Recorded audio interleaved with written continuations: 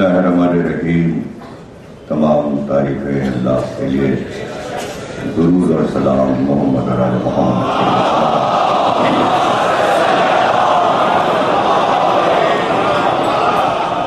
1431 ہجری کے شہر ثانی کی 8ویں تقریر دربار حسینی میں تنظیم اعلیٰ اترولہ کی جانب سے آپ حضرات سماعت فرما رہے ہیں. شجاعت بنی ہاشم ہمارا موضوع ان مجالس میں آپ نے سماعت فرمایا. 2 تقریریں 9ویں اور 10ویں باقی رہتے ہیں. شجاعت اور اس کے 2 تمام پہلو کہ جس کے بغیر شجاعت کا مفہوم بیان نہیں ہو سکتا اور کسی کو اس وقت تک شجاع نہیں کہا جا سکتا جب تک تمام شرائط پوری نہ ہو. شجاعت کے لیے شرافت نفس کا ہونا ضروری ہے.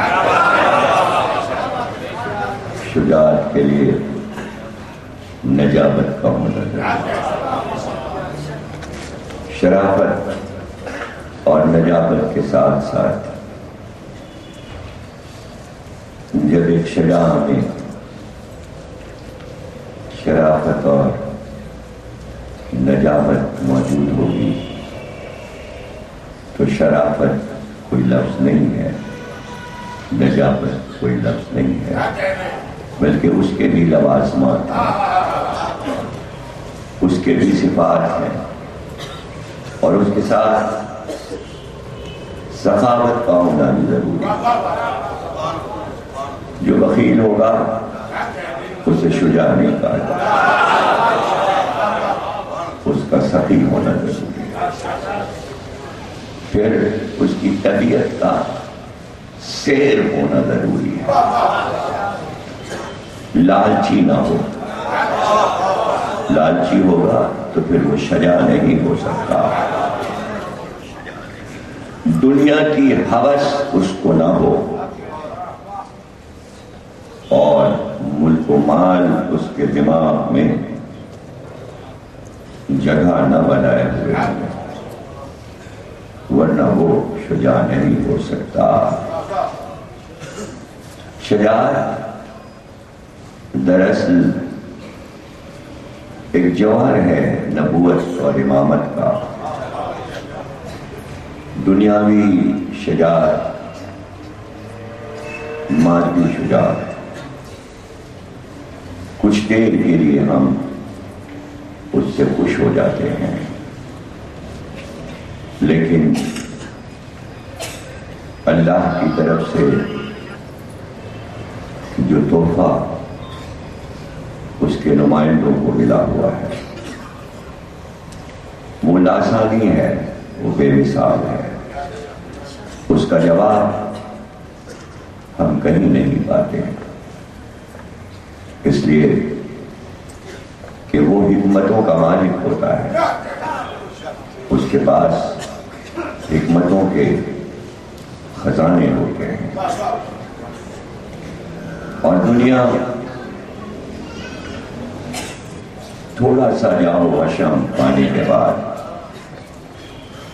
یہ سمجھنے لگتی ہے کہ ہمارے پاس بڑی طاقت ہے. طاقت شجاعت کی دلیل نہیں ہوتی.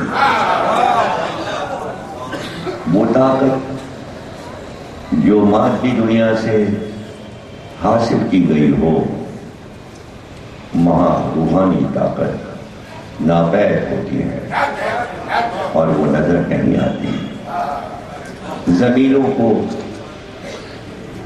اپنے ملک میں وسعتوں کے اعتبار سے بڑھاتے ہوئے، دوسروں کے خزانوں پر قبضہ کرتے ہوئے، دوسروں کی سلطنت کو اجاڑتے ہوئے، دوسروں کے تاج ٹھوکروں میں پھینکتے ہوئے، دوسروں کے تخت توڑتے ہوئے، انسانوں کا خون بہاتے ہوئے، آگے بڑھنے والے اگر یہ سمجھتے ہیں کہ ہم بڑی مملکت کے سربراہ ہیں تو وہ اپنی طاقت کا مظاہرہ کچھ دن کے لیے کر سکتے ہیں، لیکن یہ ضروری نہیں کہ وہ شجاع بھی ہوں۔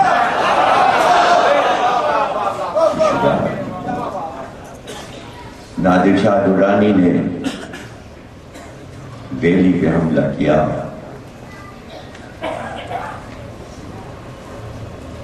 تو دربار میں بیٹھ کر اس نے حکم دیا کہ جو یہاں کا بادشاہ تھا اس کے محل کی عورتیں میرے سامنے آ کر کھڑی ہو جائیں۔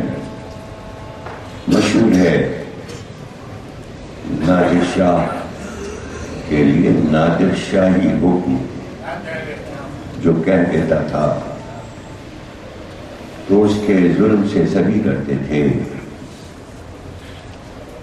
ایسا ہی ہوا جو کہا تھا نادر شاہ نے، اور جب سب آ کر اس کے سامنے کھڑے ہو گئے تو بیٹھے بیٹھے گاؤں سے پش لگا کر وہ سو گیا، اور کافی دیر تک سوتا رہا۔ کافی دیر کے بعد سو کر اٹھا اور ان عورتوں کو مخاطب کیا، کہا میں اس لیے سو گیا تھا کہ تم میں سے کوئی عورت آگے بڑھتی اور میرے کمر کا خنجر نکال کر میرے سینے میں اتار دیتی۔ میں نے یہ موقع دیا تھا یہ دیکھنے کے لیے کہ ابھی تم لوگوں میں غیرت باقی ہے یا نہیں۔ اندازہ یہ ہوا کہ غیرت ختم ہو چکی ہے، تو شجاعت کے لیے غیرت کا ہونا بھی ضروری ہے۔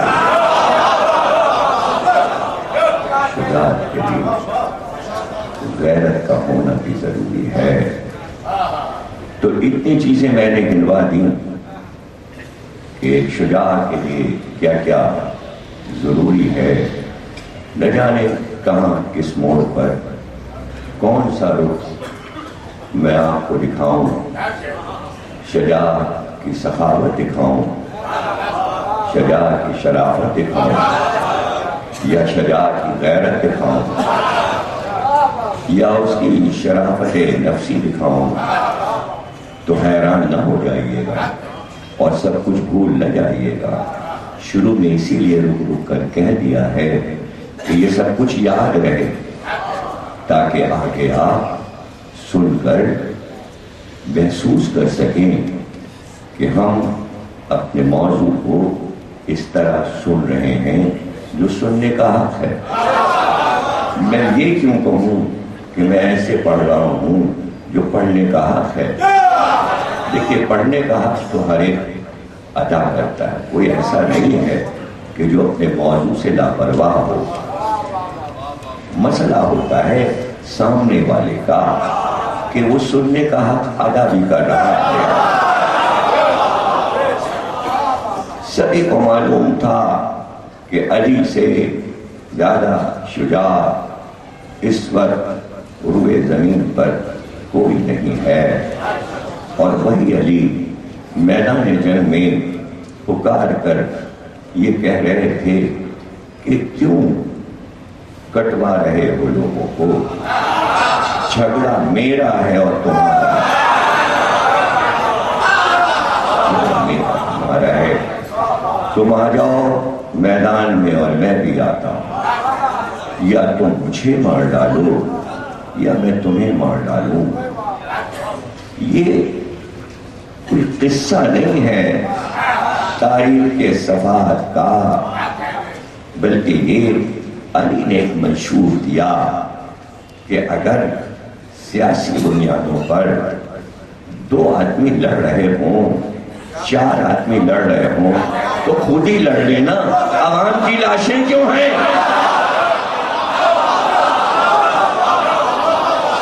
کیا پتا جناب؟ پتا یہ چلا کہ کمزور لوگ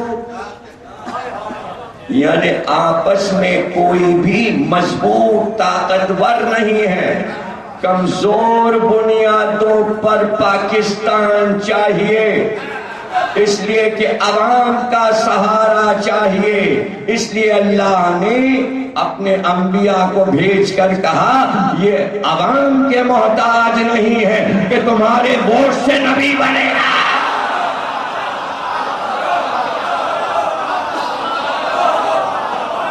بھائی اگر اللہ ایسا کر دیتا کہ بھائی الیکشن کر لو اور اپنے عہد کا نبی چن لو تو کل کو سب کھڑے ہوتے، اب ہمارا کام کیجئے یا نبی اللہ، ہم نے آپ کو ووٹ دیا ہے، یہ ہمارا گروپ پورا جو ہے نا اس کی وجہ سے آپ جیتے ہیں، اب جو ہم کہیں گے وہ ہوگا، تو نبی نبوت کر لیتا، ہو جاتی نبوت۔ اسی طرح امام ہے، ووٹوں سے تھوڑے امام بنتا ہے، ووٹوں سے امام نہیں بنتا۔ تو یہ نظام انسانوں نے خود بنایا ہے، طے کرو نا یہ اللہ کا دیا نظام نہیں ہے، تو پھر ایک ایسا نظام بناؤ جو اللہ کے نظام سے ملتا جلتا ہو۔ اگر ویسا نہ ہو، یہ تو نہیں کہہ رہا ہوں کہ نبی چن لو یا امام چن لو، یہ تو ہو سکتا ہے نا کہ اللہ نے ایک سلسلہ اور رکھا کہ ہم بھیج رہے ہیں، نبی ہم بھیجتے ہیں، امام ہم بھیجتے ہیں، لیکن ایسے مسئلے بھی آ جاتے ہیں کہ کوئی تمہارا دل چاہے ہمارا کام کرنے کے لیے اور ہمارا تم سے کوئی رابطہ نہیں ہے کہ تم ہم سے کہو اور ہم تم کو فرشتہ بھیج کے بتانا، تو آسان ترین طریقہ ہے وہ کر لو، اس کو ہم دیکھ رہے ہوتے ہیں، کرتے تم ہو دیکھ ہم رہے ہوتے ہیں۔ بھائی منت مان لی عبد المطلب نے کہ 10 بیٹے دے دے، ایک میں قربان کر دوں گا، اب وہ بیٹا جوان بھی ہو گیا تو میں عبداللہ کو پیش کروں گا۔ یہ کیسے پیش کریں گے آپ؟ کیسے پیش کریں گے؟ آپ نہیں پیش کر سکتے، آپ نے منت مانی ہے نا، آکے نانی کھڑی ہو گئی، ننیال والے سب راستہ روک کے کھڑے ہو گئے، تو منت آپ نے مانی ہے، نواسہ ہمارا ہے۔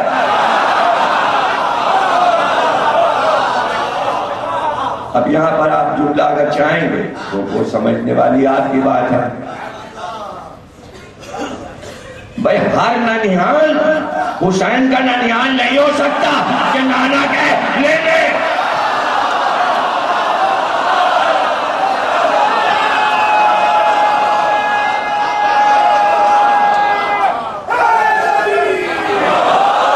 ایک ہی ننیال ہے روئے زمین پر کہ جو اللہ کے اتنے تابع ہے کہ اللہ اگر نواسہ مانگ لے تو نانا کہتا ہے یہ پیش کرتا ہوں۔ ہر نانا ہر نانی تو نہیں ایسا کرتا۔ آپ کہیں گے کیوں نہیں کرے گا؟ وجہ بتا رہا، دادا نانا، نانا نانی، پھوپھی اور خالہ، چچا اور ماموں میں زمین و آسمان کا فرق ہے، رشتے برابر کے ہیں، جیسے یہاں دادا ویسے یہاں نانا، جیسے یہاں نانی ویسے وہاں دادی، جیسے یہاں چچا ویسے وہاں ماموں، جیسے یہاں پھوپھی ویسے برابر کے رشتے، لیکن فرق زمین و آسمان کا ہے۔ آپ فرق سن لیجیے، جتنا بچہ ننیال میں چاہا جائے گا ددیال میں نہیں چاہا جاتا۔ آپ کہیں گے غلط بات کریں، ہمارے یہاں دادا پوتے پہ جان چھڑکتے ہیں اور دادی جو ہے پلان لیتی ہیں اور پھوپھیاں قربان ہوتی ہیں۔ صحیح نہیں، بالکل صحیح، لیکن دونوں جگہ کی محبتوں کو جب آزمایا جاتا ہے تو پتہ چلتا ہے کتنی تھی محبت، اور پتہ اس کو چلتا ہے جب دادا کی جائیداد بڑھتی ہے۔ اب کسی کو کسی کی فکر نہیں ہے۔ اب جو دادی کا پسندیدہ لڑکا ہے وہ چاہیں گی اماں اس کو زیادہ مل جائے، وہ ابا کو کہہ رہے ہیں ابا یہ لڑکا زیادہ خدمت کرتا ہے، اس کو یہ ملنا چاہیے۔ اب جو بہن بھائی پہ جان چھڑک رہی ہے اس والے بھائی کو ابا وہ زیادہ خیال رکھتا ہے۔ اب پوتے کی محبت کہاں گئی؟ یعنی پوتے کے باپ کے لیے ساری ہمدردیاں کیوں نہیں ہیں؟ تو ددیال میں بڑھتی ہے جائیداد، چونکہ پوتا پوری جائیداد کا حقدار ہوتا ہے، اس لیے ساری محبتیں دکھاوے کی ہوتی ہیں۔ نواسا ننیال سے کچھ نہیں لیتا، خالص محبت ہوتی ہے۔ ماموں کو اطمینان ہے، آیا کھایا چلا گیا، میری جائیداد کا حصے دار ہے۔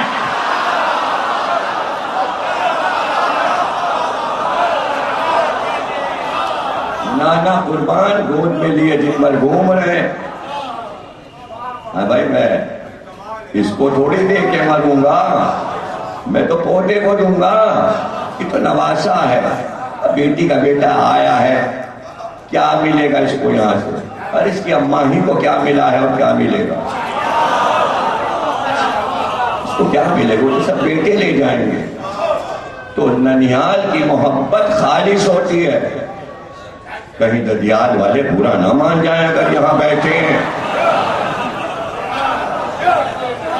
ہمارا خودی ددیال اتنا عمدہ تھا کہ جواب ہی نہیں، لیکن مجلس میں سمجھانا تو پڑتا ہے نا۔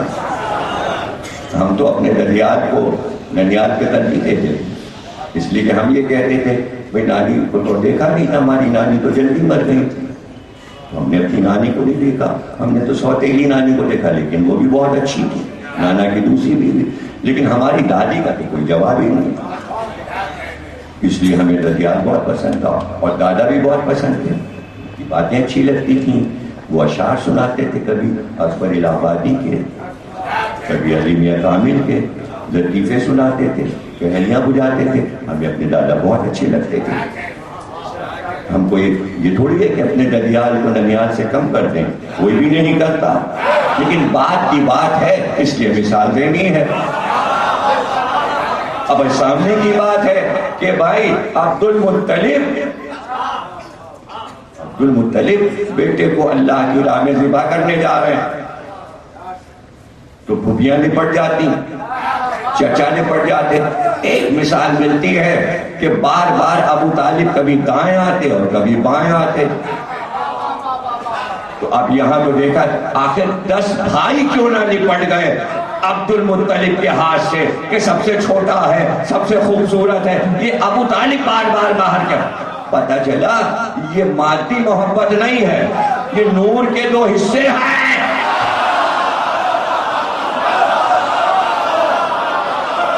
یہ آسمانی محبت آ رہی ہے۔ تو سب جگہ تو یہ مثال ہے، لیکن بھائی نانا نانی کیوں نہ آتے سامنے؟ آ گئے۔ نانی نے کہا نہیں، ہم تو اپنے نواسے کو یہاں سے جانے ہی نہیں دیں گے۔ سب کھڑے ہو گئے راستہ روک کے، عبد المطلب کا نانا بھی، نانی بھی، ماموں بھی، خالائیں بھی۔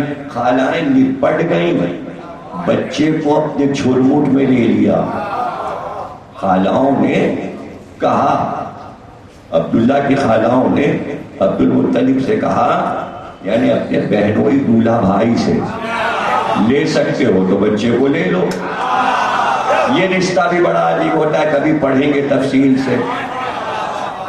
اب وہ تو مصمم ارادہ ہے بھائی، ان کا تو وعدہ اللہ سے، لیکن کوئی یہ نہیں پوچھ رہا ہے کب اللہ سے بات ہوئی آپ کی اور کیوں یہ وعدہ ہو رہا ہے۔ یعنی اتنا یقین ہے سب کو کہ عبد المطلب کا کوئی رابطہ اللہ سے ہے۔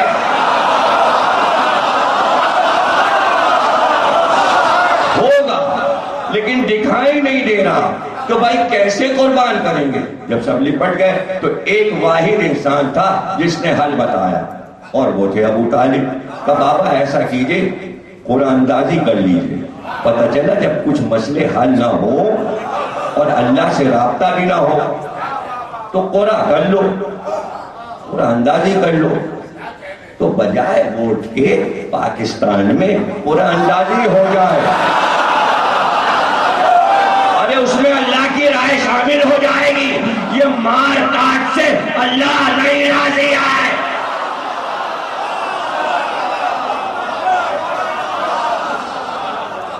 ایک شیعہ مر گیا, ایک سنی مر گیا, ایک شیعہ مر گیا, ایک سنی مر گیا, ایک ڈرائیور مر گیا, ایک پٹھان مر گیا, ایک ہوٹل والا مر گیا, ایک دکاندار. اس سے کیسے پاکستان رہے گا؟ بچے گا نہیں. یہ تو ٹوٹ پھوٹ کے مال مسالے ہیں. اگر سنبھالنا ہے اور میری آواز کہیں پہنچ رہی ہے تو پہنچا دو. قرآن اندازی اللہ کی بارگاہ میں کر لو, کر لو.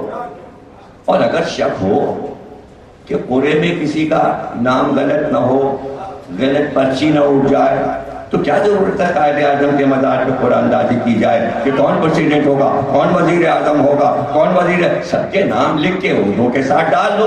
100 50 نام ڈال دو.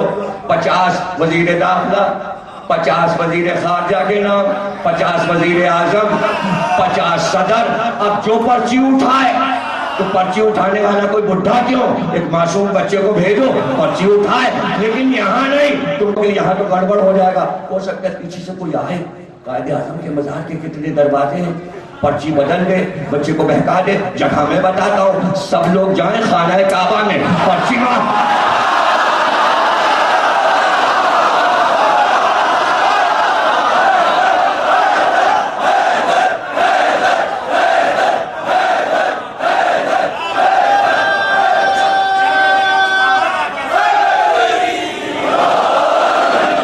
پرچیاں جانے چیک کرنے کی ضرورت نہیں ہے. جو جس کی پرچی ڈال دے, یہ تو پھر اللہ کا گھر فیصلہ کرے گا.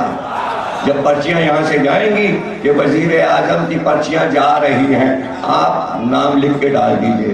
قرآن اندازی خانہ کعبہ میں ہوگی. ایک پرچی چپکے سے میں بھی ڈال دوں گا, جعفر بالگرامی صاحب وزیر اعظم ہوں.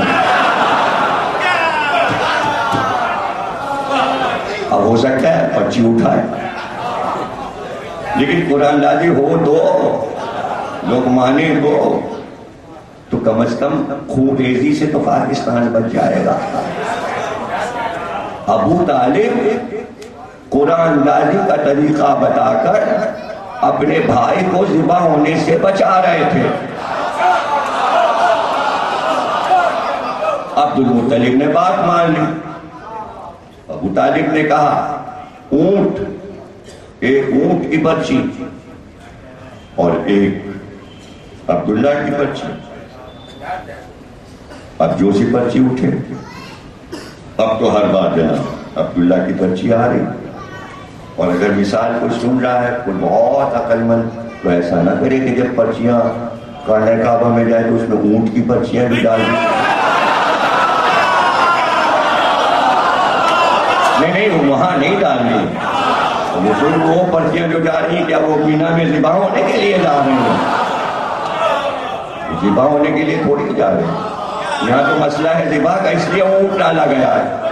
اس لیے کہ عبد المطلب نے ابو طالب نے بتایا کہ انسان ذبح نہیں ہوتا, اونٹ ذبح ہوتا ہے.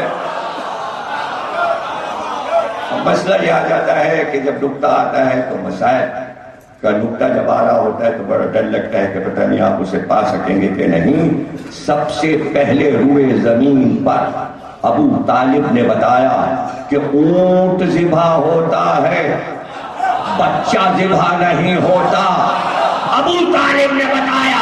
ابو طالب کی بہو نے کربلا میں جملہ دہرایا, مجھے نہیں پتا تھا کہ علی اصغر جب بچہ بھی نہر ہوتا ہے.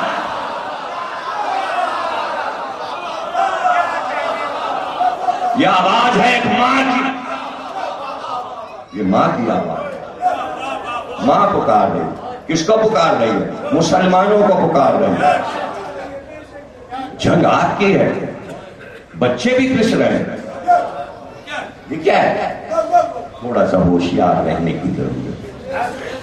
اس لیے کہ شجاع ہونے کے لیے ساری باریکیوں پہ نظر ہو. کی تلوار چل رہی تھی بدر میں، چلتی جا رہی تھی.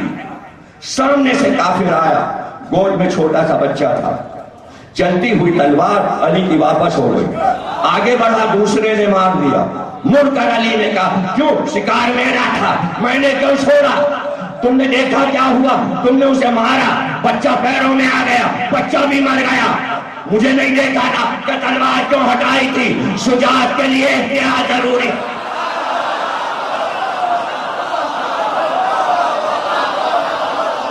شجاعت کا ثبوت کو دینا، شجاعت کا ثبوت کو دینا. اونٹوں کی تعداد بڑھتی گئی، 100 تک پہنچ گئے. جب 100 اونٹ ہو گئے تو پھر اونٹوں کی ہی پرچی اٹھی، اور عبداللہ کی پرچی اس وقت نہیں اٹھی. بولا فیصلہ تو ہو گیا نا، خوریزی نہیں ہوئی. حالانکہ اللہ کی راہ میں تھی، منت تھی، لیکن 100 اونٹوں پر وہ راضی ہو گیا. تو کیا ایک بچہ بچ جائے؟ 100 اونٹ اللہ قبول کر لے؟ کچھ راز بھی سمجھے. اس کے پیچھے راز یہ ہے کہ جب ایک قبیلہ کسی دوسرے قبیلے کے آدمی کو مارتا تھا تو اس کے بدلے میں ایک اونٹ دے دیا جاتا تھا، ایک اونٹ دے دیا جاتا تھا. اس دن سے یہ فیصلہ ہو گیا اگر کوئی کسی کو بے خطا مارے گا تو دوسرا قبیلہ 100 اونٹ دے گا. اس لیے لوگ مارتے ہوئے ڈرتے تھے کہ 100 اونٹ کہاں سے.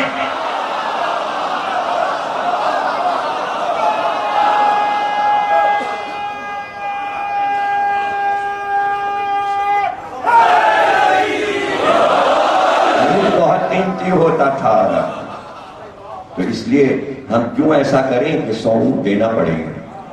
نہیں سمجھے، سمجھنا چاہیے. ابو طالب نے انسانیت کی قیمت بڑھائی. کتنا سستا تھا عرب میں انسان، ایک اونٹ کے برابر. ابو طالب نے 100 اونٹ کر کے انسان کا وزن بڑھایا. ارے پاکستان والوں، انسان کا وزن تو بڑھاؤ، قیمت بڑھاؤ، تو خوریزی نہیں ہو. مقرر تو کرو، مقرر تو کرو. کہاں مقرر کیا؟ ہاں 5-5 ہزار، 5-5 ہزار. یہ ہے قیمت. بہت 10-10 ہزار، 10-10 ہزار.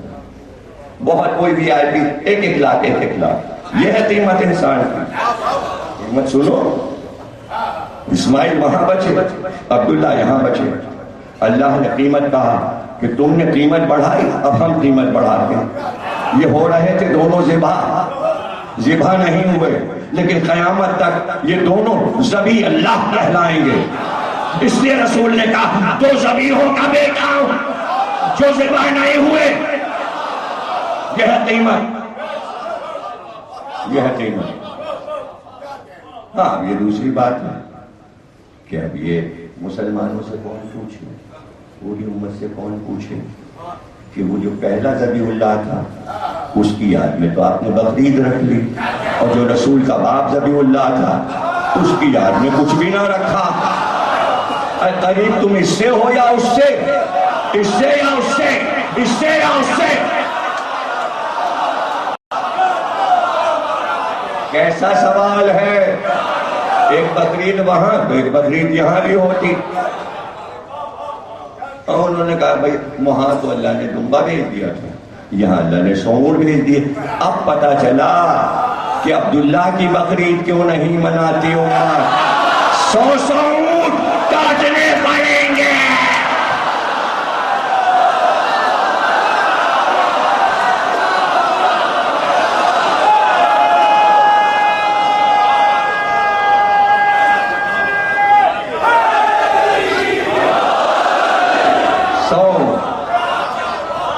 ایک دمبا آیا تھا، ذبح ہو گیا. جیسے ہی پورے میں 100 اونٹ نکلے اپنے ہاتھ سے 100 اونٹ عبد المطلب نے مینا میں ذبح کیے. ارے مینا میں وہ بھی واقعہ ہوا تھا اور یہ بھی ہوا. اس کی تاریخ کیوں بھول گئے؟ چونکہ بنی ہاشم کی قربانی کی تاریخ امت بھول رہی تھی، اس لیے عاشورہ کو اتنا مضبوط بنایا۔ یہ قربانی نہ بھولنا، یہ قربانی نہ تھا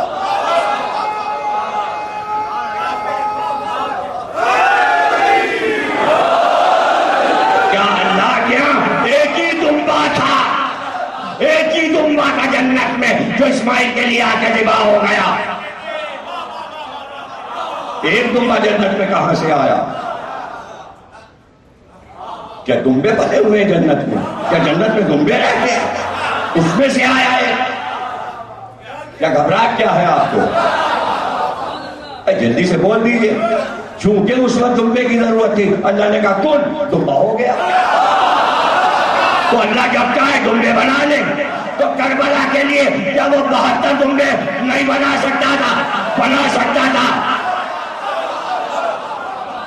بنا سکتا۔ آئے ہائے، کیوں نہیں بنائے؟ اس لیے نہیں بنائے کہ زحمت میں امت پڑ جاتی کہ نبی کا نواسا بچ گیا اور دمبے پہ دمبے آ گئے تو کہاں تک ذبح کرو گے؟ اس لیے حسین ذبح ہو جائیں، بچے ذبح ہو جائیں تو اس کے بدلے میں کچھ تو ہو۔ اسماعیل کے بدلے میں دمبے کٹے تو یہاں کیا ہو؟ تو سید سجاد نے کہا یہاں کچھ لیا نہیں جاتا، یہاں صرف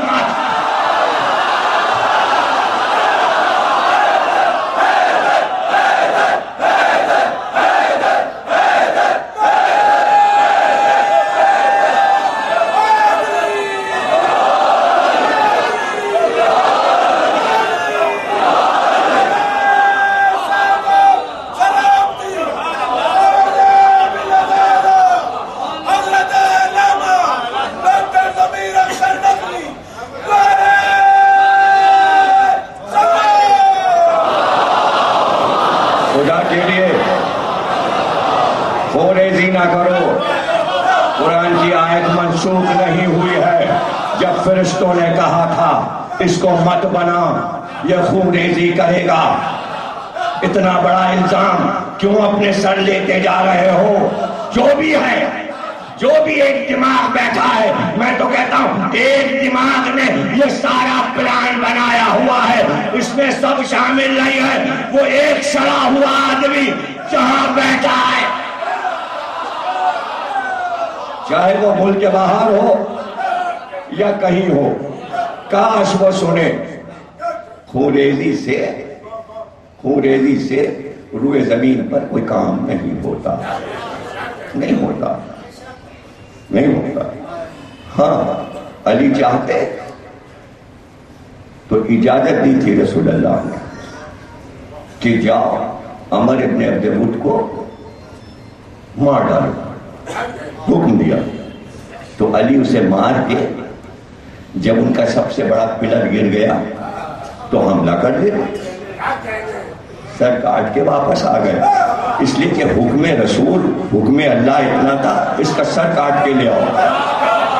یلغار نہیں کی، پتہ چلا قتل عام نہیں کرنا، خونریزی نہیں کرنی، اس لیے کہ اس نے للکارا تھا عقائد اسلامی کو، اس لیے جواب ضروری ہے۔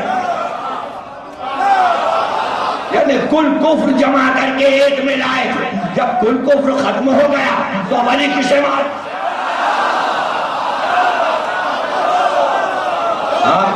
آپ ہوش و حواس میں تقریر سن رہے ہیں یا نہیں؟ مار کے آ گئے، سر لا کے رسول کے قدموں میں ڈال دیا، اور کاٹنا ضروری تھا۔ رسول نے کہا کل کفر، تو جب یہ کل ایمان ہے تو ان کا کل کفر کا سر لانا ضروری، قدموں میں ڈالنا ضروری۔ آپ نے کل کفر کہا تھا، میں نے کاٹ دیا اور یہ رکھ دیا، یہ ہے کل کفر۔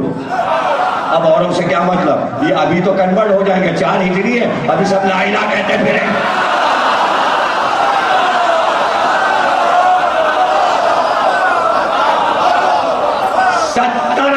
17 پہلوان، 17 عمر جیسے اس کے ساتھ چلتے رہے، سب اس کے برابر کے رہے، اکیلا نہیں آیا تھا خندق پار کر کے، وہ 17 آگے پیچھے چل رہے،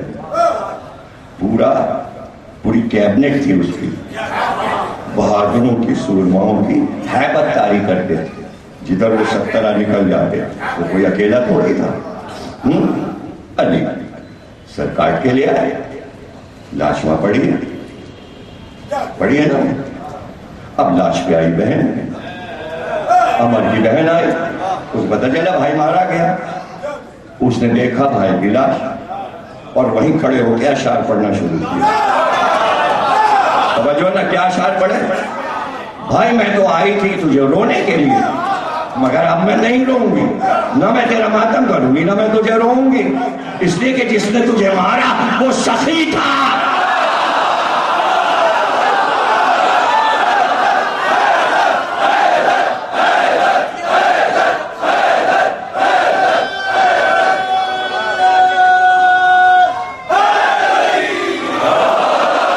دیکھا آپ نے, آپ شروع کی تقریر بھول گئے.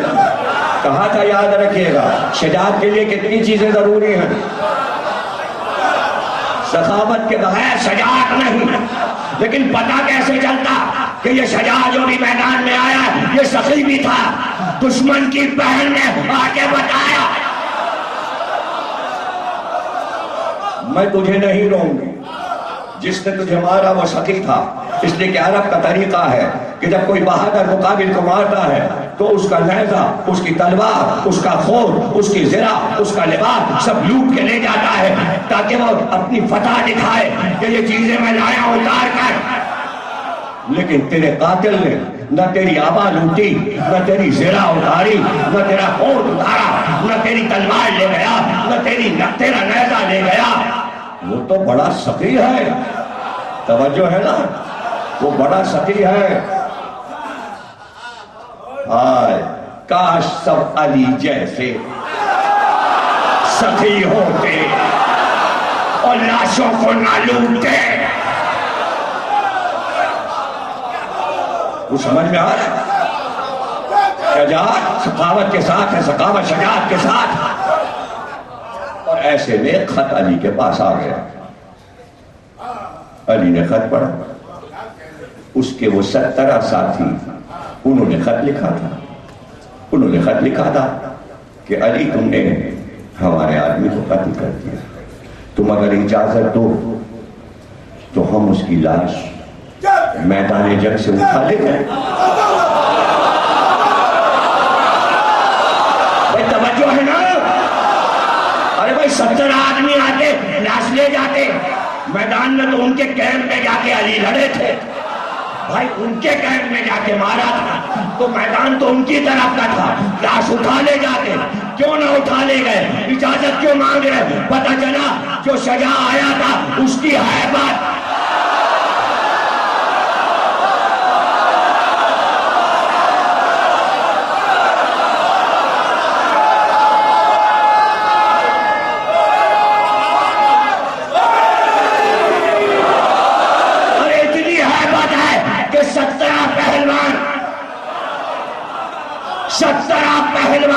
آکے اپنے ساتھی کی لاش نہ لے جا سکے تو جو حق پہ شجاع ہوتا ہے وہ دشمنوں سے نہیں ڈرتا. صبح سے شام ہو گئی, حسین اکیلے تھے, ہر لاشا دشمنوں میں سے.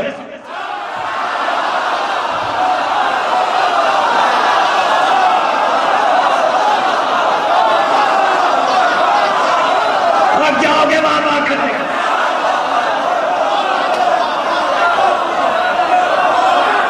حسین نے کوئی لاشا تنہا نہیں چھوڑا اور بتایا کتنا شجاع ہوں, لاش اٹھانے آ رہا ہوں, راستہ روک کر دکھاؤ.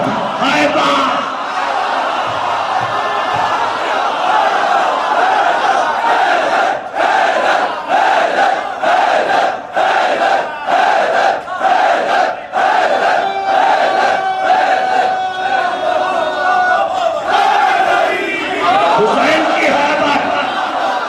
حسین کی حیبت. وہ سمجھ رہے ہیں آپ ذہن کی کھڑکیاں کھلتی جا رہی ہیں نا. محفوظ کیجئے, اس علم کو محفوظ کیجئے. علی نے خط کا جواب لکھا اور ایک ہی جملہ ہے. کیا جملہ ہے؟ سنو گے اور دنگ رہ جاؤ گے. علی نے کہا اس کافر کی لاش میدان جنگ سے اٹھا لے جاؤ، علی لاشوں کا کاروبار نہیں کرتا۔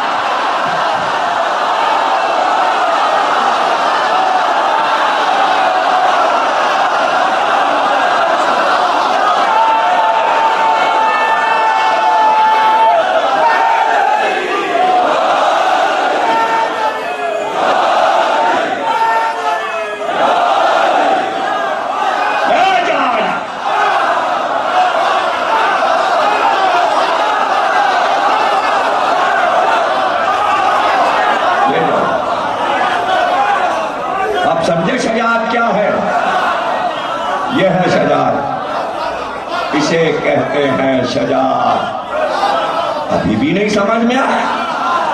ایک شجاع قیدی ہو، ہاتھ بندھے ہو،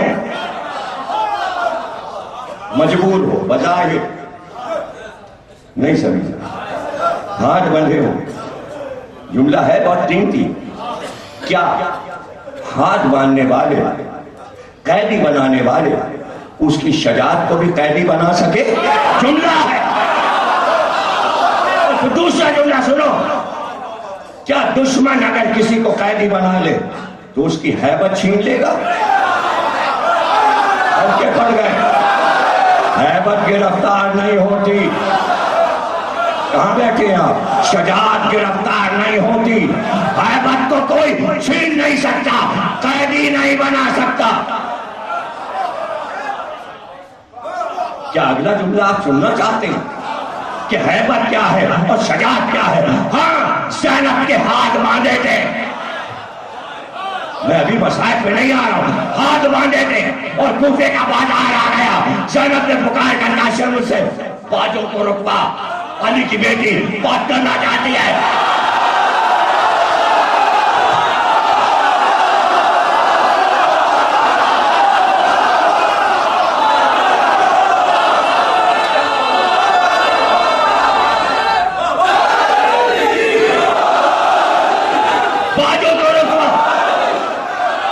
باجے بجانے والے سے کہہ دے باجوں کو روک دے۔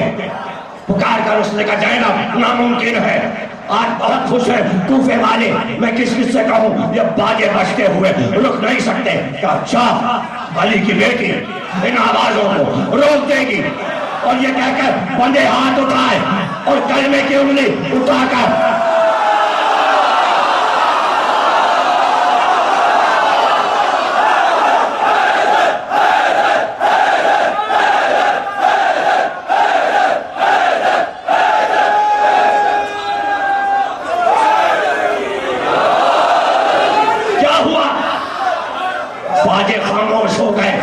جیسے کبھی بجے ہی نہیں تھے۔ یہ تو بڑی بات ہے کہ باجے خاموش ہو گئے۔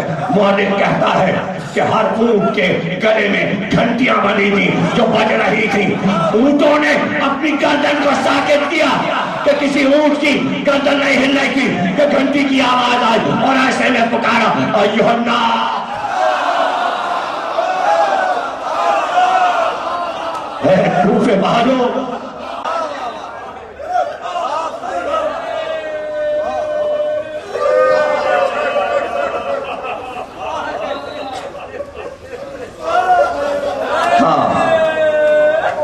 دنیا کا شجاع ترین انسان سب کو الوداع کہہ رہا تھا۔ قمبر سے کہا بلاؤ سب کو، رخصت ہے۔ آتے گئے، اسبغ بن نباتہ آئے۔ اسبغ بن نباتہ کو علی نے دیکھا، دیکھتے ان کا سلونی، کہا مولا زخمی ہے اور سلونی کہہ رہے ہیں، کہاں اس سے پہلے کہ میں چلا جاؤں پوچھو۔ 40 سوال اسبغ نے اسی وقت پوچھے اور علی نے ایک ایک کا جواب دیا۔ بلاؤ کمیل کو، بلاؤ نیسم کو، بلاؤ۔ سب آتے گئے، الوداع، رخصت، الوداع، قدموں کو چومتے باہر نکل جاتے۔ وقت زیادہ نہیں تھا، علی نے کہا وقت کم ہے۔ ایسے میں اطلاع دی گئی، وہ اندھا بوڑھا کوفے کا امیر اور سردار آ رہا ہے، جو اپنے قبیلے کا سردار۔ بلاؤ، کیا حال ہے عبداللہ ابن حفیظ، کیا حال ہے؟ بس مولا جب سے یہ خبر سنی میں تو اندھا ہوں، میں تو آپ کو دیکھ بھی نہیں سکتا، میری بھی دونوں آنکھیں ختم ہو چکی ہیں۔ آپ کو تو پتا ہے صفین میں ایک تیر لگا، ایک آنکھ چلی گئی، جمل میں ایک تیر لگا، دوسری آنکھ چلی گئی، لیکن آیا ہوں مولا، آپ نے سلونی کہا ہے نا؟ ہاں کہو کہو عبداللہ ابن عفیف، کہو کیا بات ہے؟ مولا آنکھیں دے دیجیے۔ تقریر ختم ہو گئی، کر چکا تقریر۔ مولا آپ کے اختیار میں ہاتھ پھیر دیجیے، آنکھوں کی روشنی آ جائے۔ ہاں ہاں کیوں نہیں عبداللہ ابن عفیف، کیوں نہیں؟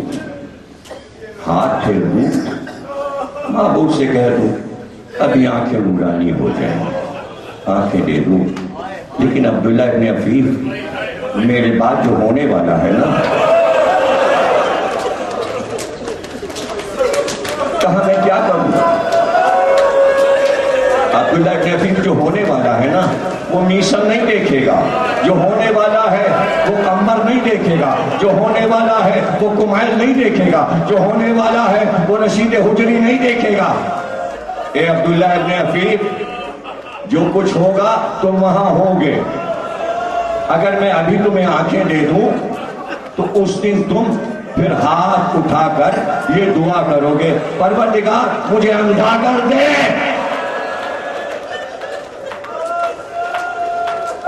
مجھے اندھا کر دے۔ اب بولو آنکھیں چاہیے؟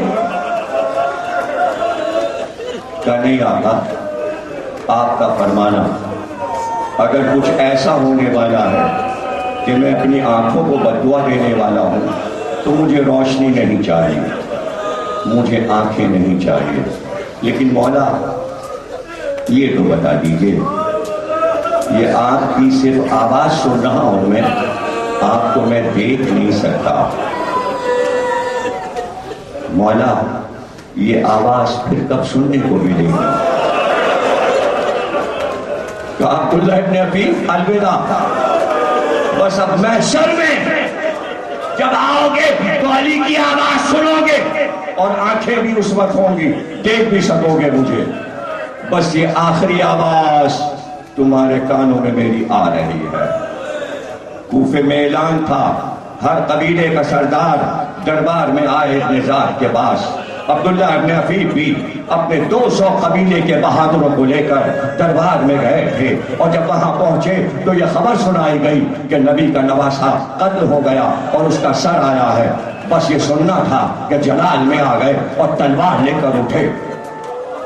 ابن زاد نے کہا اگر تم بوڑھے نہ ہوتے تو میں تمہارا سر یہی قلم کر دیتا، میں تو سمجھتا تھا کہ تم میرے آدمی ہو۔ کہ نہیں، میں علی کو ہوں۔ اور جو خبر میں نے سنی ہے بگڑ کر اٹھے، اور جیسے ہی اٹھے 200 جوانوں نے تلواریں نکالی اور اپنے سردار کے تلوار نکال کر سروں پر سایہ کیا، اور تلواروں کے سائے میں عبداللہ ابن عفیف کو لے کر چلے، گھر کی طرف چلے۔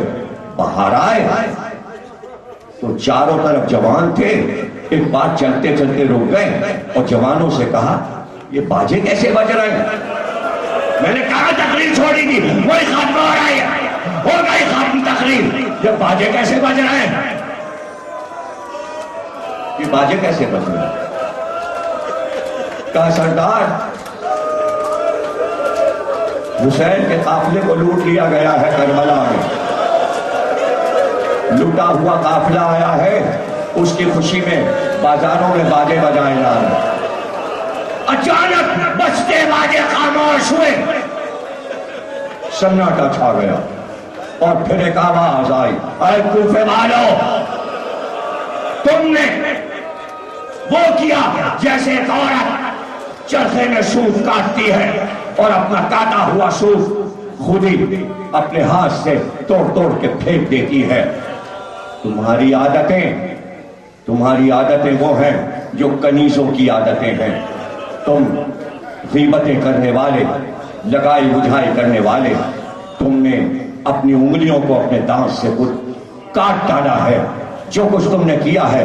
آواز گونج رہی تھی. اس سناٹے میں ایک بات لرز کر کہا. عبداللہ ابن عفیف نے اپنے بیٹے سے, اپنے دوستوں سے, قبیلے والوں سے, یہ تو بتاؤ کیا میں محشر کے میدان میں ہوں؟ بھائی ہو گئی تقریر. جتنا گریا کرتا ہے کر لو. کیا اس وقت میں محشر کے میدان میں ہوں؟ سب نے کہا کیوں؟ آپ یہ کیوں محسوس کر رہے ہیں کہ آپ محشر کے میدان میں ہیں؟ کہ میرے آقا نے 21 رمضان کی شب میں یہ کہا تھا, عبداللہ ابن عفیف آج کے بعد میری آواز نہیں سنو گے, اب محشر میں میری آواز سننا. ارے کہاں بول رہا ہے؟ علی کی آواز آ رہی ہے. کیا محشر کا میدان ہے؟ تو سب نے کہا نہیں, علی کی آواز نہیں, وہ ناقے پر علی کی بیٹی.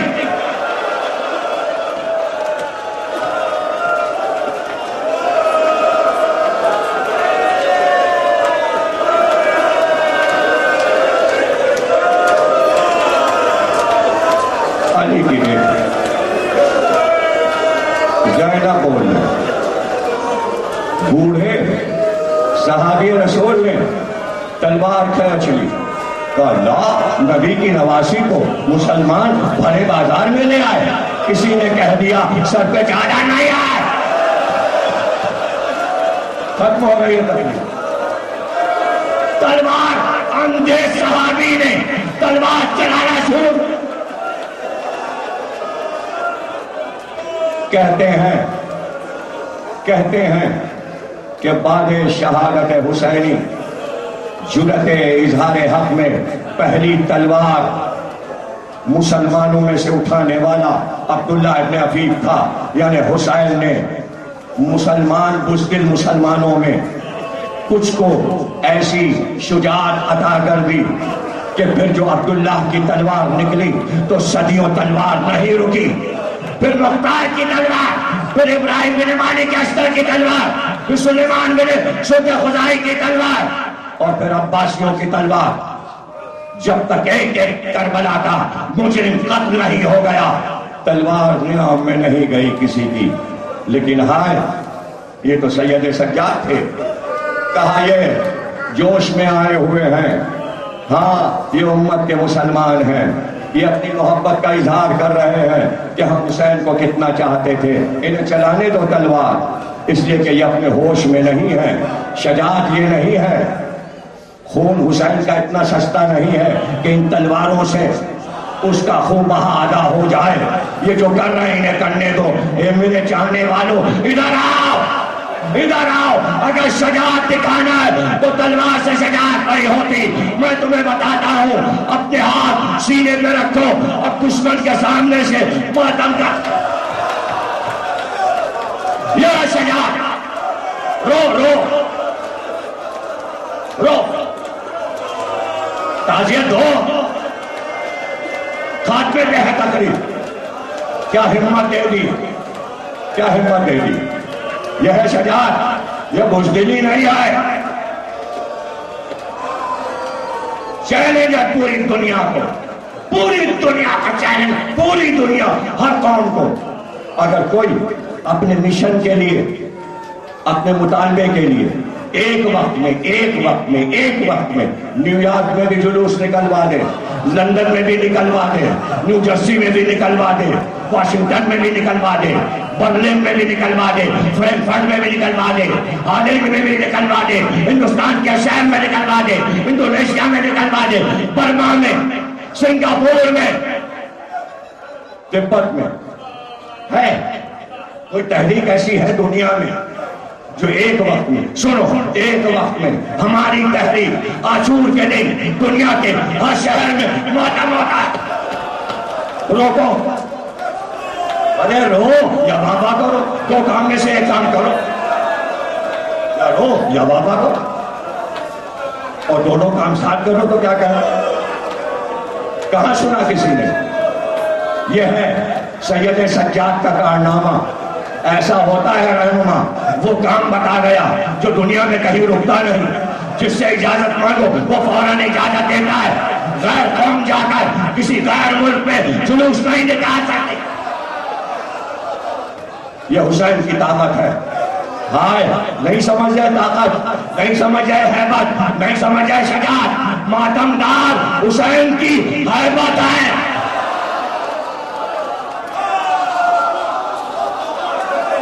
بیٹھے رہ گئے بوڑھے بوڑھے, یہ بڈھے ناز کریں اپنے جوانوں پر کہ یہ تمہارے بچے ہیں, یہ تمہارا ناز ہے. اگر بچے ماتم کر رہے ہیں تو تمہاری 60 پشتیں ماتم دکھا رہی ہیں. مجھے تو بولو یار, بولو بولو. یہ ہے ہیبت کا مظاہرہ, یہ ہے ہیبت کا مظاہرہ. اور پہلی آواز عبداللہ ابن عفیف, تلوار چلی, لڑتے ہوئے گھر تک گئے. بیٹا بھی مارا گیا, مارا گیا. ساتھی پہنچا گئے, باہر لڑتے رہے, لشکر آ گیا. سب کو قتل کر دو, پورے قبیلے کو قتل کر دو. توجہ ہے نا, پورے قبیلے کو قتل کر دو. اب اکیلا عبداللہ ابن عفیف, اور اپنے گھر میں اور صحن میں, اور بچی 5 سال کی, اکیلی بچی, اور باپ اندھا. بیٹی نے بتایا پورا گھر ظالموں نے گھیر لیا ہے, اور باہر تمام قبیلے والوں کا قتل عام ہوا ہے. اب آپ قتل ہوں گے, کہ مجھے معلوم ہے قتل ہوگا, علی نے بتایا ہے. توجہ نہیں ہے آپ, یہی فضائل, یہی مسائل. نہیں سنا تو سن لو, بار بار سننا, ریکارڈ میں سننا. مجھے معلوم ہے قتل کیا جاؤں گا, علی نے بتایا ہے. تو کیا بزدلوں کی طرح جان دے دو؟ اب سمجھے شجاعت کیا ہے, نہیں سمجھے. یہ علی کا صحابی ہے, تو پھر علی کی شجاعت میں کیا کروں؟ ہاں مجھے معلوم ہے, لیکن میں بزدلوں کی طرح تو نہیں بنوں گا. تو بیٹی نے کہا بابا آپ کون ہیں؟ کہا بیٹی بس اوپر کھڑی ہو جا اس بلندی پر, اور دروازہ کھول دے گھر کا, دروازہ گھر کا کھول دے, اور وہاں تو کھڑی ہو جا, اور وہاں سے بتانا کہ سامنے سے آ رہا ہے یا دائیں سے آ رہا ہے یا بائیں سے آ رہا ہے یا پیچھے سے آ رہا ہے. اب اس کی زبان تلوار سے تیز چل رہی تھی. بابا سامنے سے آیا, سر اڑا. بابا دائیں سے آیا, سر اڑا. بابا بائیں سے آیا, بابا. لاشوں کے ڈھیر لگا دیے, تقریر ختم ہو گئی. عبداللہ ابن عفیف, تم نے اپنی بچی کو بچا لیا. تلوار چلا رہے تھے, بچی دور کھڑی تھی, مگر آج حسین لڑ رہے تھے. سکینہ بول نہیں سکتی, پیاسی ہے, پیاسی ہے. بابا کا گلا کٹ رہا تھا, اور سکینہ